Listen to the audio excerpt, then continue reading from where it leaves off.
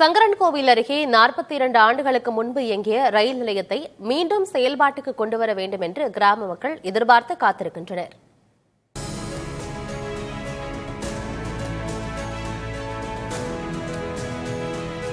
தென்காசி மாவட்டம் சங்கரன்கோவில் அருகே அமைந்திருக்கிறது கரிவலம்பந்தநல்லூர்.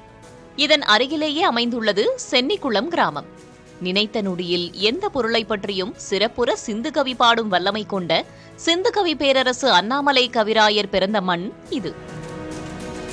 சென்னிக்குளம் என்பது 40 ஆண்டுகளுக்கு முன்பு சுற்றுப்பகுதி முழுவதும் பெயர் பெற்ற ஊராக இருந்தது. இதற்கு காரணம் இங்கு செயல்பட்ட ரயில் நிலையம். ராஜபாளையம் சங்கரன்கோவில் இடையே அப்போது செயல்பாட்டில் இருந்த மீட்டர் கேஜ் ரயில் பாதை பயன்பாட்டில் இருந்தபோது மிக முக்கியமானதாக இருந்தது சென்னிக்குளம் ரயில் நிலையம். தற்போது முட்கள் அடர்ந்த நிலையில் காட்சி தருகின்றன ரயில் நிலைய கட்டடங்கள்.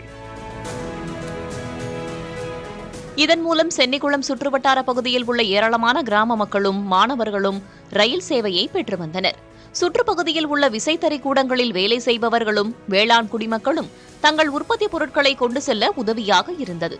கரிவலம்பந்தநல்லூரில் சிவபெருமான் பால்வண்ணநாதராக வீற்றிருக்கும் அக்னி தளத்துக்கு வரும் பக்தர்களுக்கும் சென்னிக்குளம் ரயில் நிலையம் வசதியாக இருந்தது. இந்த நிலையில்தான் 1983ஆம் ஆண்டுக்கு பிறகு இந்த ரயில் நிலையம் பயன்பாட்டில் இல்லாமல் போனது.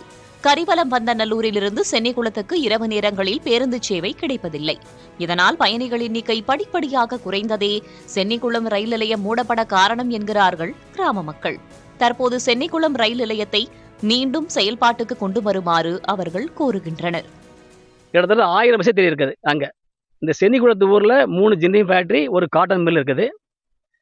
மேலும் அதாவது ஒரு 40 கிராமங்கள் இருக்கு. கூளைக்கண்ணி, இது மல்லடிப்பட்டி, வீரநாபுரம் அப்படின்னு சொல்லி 40 கிராமங்கள் இருக்கு.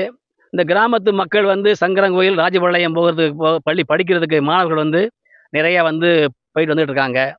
இது இருந்ததுன்னா இதன் மூலியமா பெரிய பயனடைவாங்க. இங்கேருந்து சங்கரன்கோவிலுக்கு 12 கிலோமீட்டர் தூரம் போகணும், இல்லைன்னா ராஜபாளையம் 18 கிலோமீட்டர் போகணும். இதனால வீண் அலைச்சல் விரயமாகுது, காசு பணம் விரயமாகுது.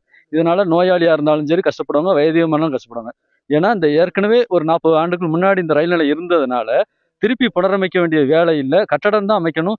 இதன் மூலமா எங்க சுற்று வட்டார பொதுமக்கள், இங்க கரிவலத்திலிருந்து சென்னிக்குளம் சுற்று வட்டார மக்கள் இங்கிருந்து பயணம் பண்ணி மதுரை மூலமா இணைப்பு மூலமா கோயம்புத்தூரோ ராமேஸ்வரமோ மற்ற எல்லா இந்தியாவில் எல்லா புனித தலத்துக்கும் போக முடியும்.